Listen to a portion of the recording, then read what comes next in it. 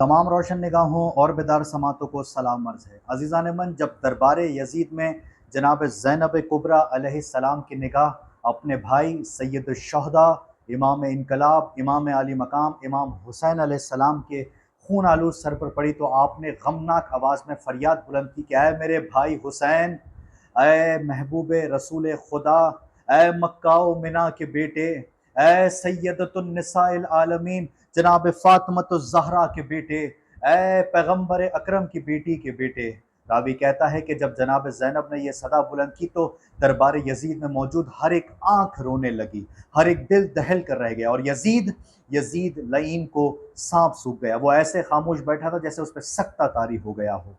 اور پھر جب یزید نے، اس ملعون نے، اس بدبخت نے غصے میں آ کر، طیش میں آ کر امام علی مقام کے سر مبارک سے بے ادبی کرنے کی کوشش کی تو جناب زینب کبریٰ کو جلال آیا۔ جناب زینب کبریٰ کھڑی ہوئیں اور عباس کے لہجے میں، علی کے انداز میں یوں گویا ہوئی کہ جیسے ہر کان میں رس گھول رہے ہوں، جیسے جبریل زباں کھول رہے ہوں، جیسے دربار دمشق میں زینب کا وہ خطاب منبر پہ علی بول رہے ہوں جیسے۔ اور پھر آپ نے تاریخی خطبہ دیتے ہوئے کہا کہ سب تعریفیں اس اللہ کے لیے جو کائنات کا پروردگار ہے۔ خدا رحمت نازل کرے پیغمبر اکرم صلی اللہ علیہ وآلہ وسلم پر اور ان کی عطرت و اہل بیت اطہار علیہم السلام پر۔ آپ نے فرمایا کہ بالآخر ان لوگوں کا انجام برا ہے جنہوں نے اپنے دامن حیات کو برائیوں کی سیاہی سے داغدار کر کے آیات خدا کی تکذیب کی ہے اور آیات پروردگار کا مذاق اڑایا ہے۔ ارے او یزید، تجھے کیا لگتا ہے، تو کیا سمجھتا ہے کہ تو نے ہم پر زمین کے گوشے گوشے کو تنگ کر کے آل رسول کو رسیوں اور زنجیروں میں جکڑ کر در بدر پھرانے سے تو خدا کی بارگاہ میں سرفراز ہوا اور ہم رسوا ہوئے ہیں؟ تجھے کیا لگتا ہے کہ ہم مظلوم ہو کر ذلیل ہو گئے اور تو ظلم کر کر سدا آباد ہوا ہے؟ تو کیا سمجھتا ہے کہ ہم پر مظلوم کر کے تجھے خدا کی بارگاہ میں مقام و مرتبہ حاصل ہوا ہوگا؟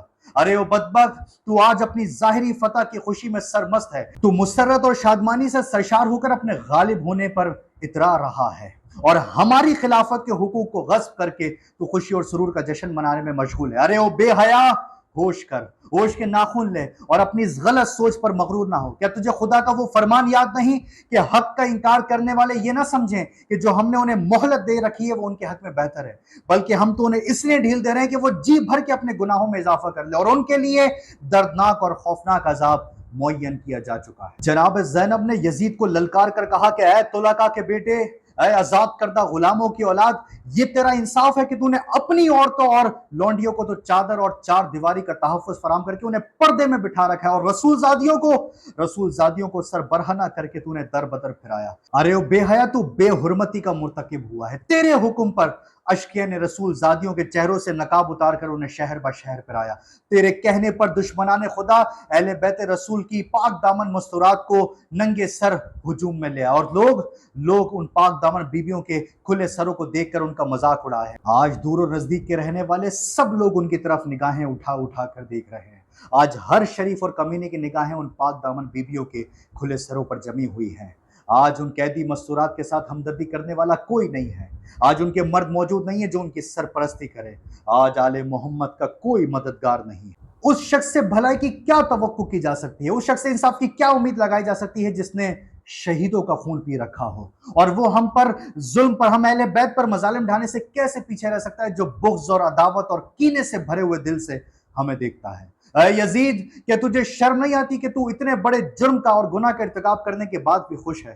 اے یزید، تجھے حیا نہیں آتی کہ تو حسین ابن علی پیغمبر رسول کے نواسے کے دندان مبارک پر چھڑی مار کر ان کی بے ادبی کر رہا ہے؟ ارے او بدبخت، تو نے اپنے ظلم کے ذریعے فرزند رسول خدا اور عبد المطلب کے خاندانی ستاروں کا خون بہا کر ہمارے دلوں کے زخموں کو تازہ کر دیا ہے، اور تو شجرہ طیبہ کی جڑیں کاٹنے کے گھنونے جرم کا مرتکب ہوا ہے۔ تو نے اپنے ہاتھوں کو اولاد رسول کے خون سے رنگین کیا ہے۔ تو نے ان نوجوانوں کو تہہ تیغ کیا ہے جن کی عظمت و کردار کے درخشہ ستارے زمین کے گوشے گوشے کو منور کیے ہوئے ہیں۔ تو اولاد رسول کو قتل کرنے کے بعد اپنے اسلاف کو پکار کر اپنی فتح کے گیت سنانے میں مشغول ہے اور خوش ہو رہا ہے۔ یاد رکھ، وہ وقت قریب ہے کہ جب تو یہ آرزو کرے گا کہ کاش میرے ہاتھ شل ہو جاتے اور میری زبان بولنے سے عاجز ہوتی، تو جو میں نے کچھ کیا اور کہا میں اس سے باز رہتا۔ عزیزان من، پھر اس کے بعد جناب زینب کبریٰ نے آسمان کی طرف ہاتھوں کو بلند کر کے کہا کہ اے میرے پروردگار، اے ہمارے رب، تو ہی ان ظالموں سے ہمارا حق ہمیں دلا دے، تو ہی ان ستمگروں سے ہمارا بدلہ لے، انتقام لے، اور تو ہی ان پر اپنا غضب نازل فرما جنہوں نے ہمارے مردوں کو، ہمارے نوجوانوں کو خون میں نہلایا اور ہمارے مددگاروں کو تہہ تیغ کیا۔ اے یزید، خدا کی قسم، تو نے جو ظلم کیا ہے وہ اپنے آپ پر ظلم کیا ہے، تو نے کسی اور کے نہیں بلکہ اپنی کھال چاک کی ہے، تو نے کسی اور کا نہیں بلکہ اپنا ہی گوشت کاٹا ہے۔ یاد رکھ، تو رسول خدا کی بارگاہ میں مجرم کی صورت میں لایا جائے گا، اور تجھ سے تیرے اس گناہ جرم کی باز پرس ہوگی کہ تو نے کس طرح آل رسول کا ناحق خون کو بہایا اور کس طرح تو نے رسول زادیوں کو در بدر پھرایا۔ اے یزید،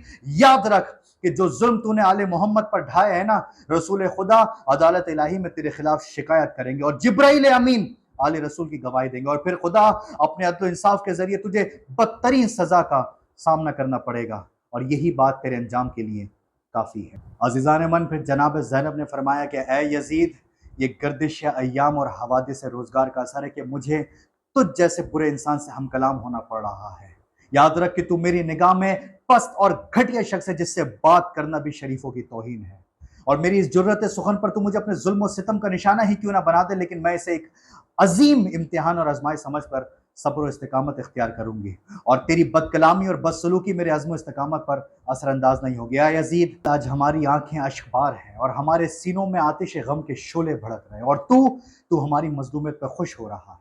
اگر تو اسے اپنے دل کی تسکین کا باعث سمجھ رہا ہے تو یاد رکھ کہ قیامت کے دن جب تو اپنے گناہوں کی سزا پائے گا تو اس کو برداشت کرنا تیرے بس سے باہر ہوگا۔ اے یزید، خدا عادل ہے، ہم اپنی مظلومیت اس کی بارگاہ میں پیش کرتے ہیں، اور ہمارا اس کی عنایت اور عدل و انصاف پر پورا بھروسہ ہے۔ اے یزید، تو چاہے جتنا مکر و فریب کر لے، بھرپور کوشش کر کے دیکھ لے، لیکن تجھے معلوم ہونا چاہیے کہ نہ تو ہماری یاد لوگوں کے دلوں سے مٹا سکتا ہے، اور نہ ہی وحی الہی کے آثار کو محو کر سکتا ہے۔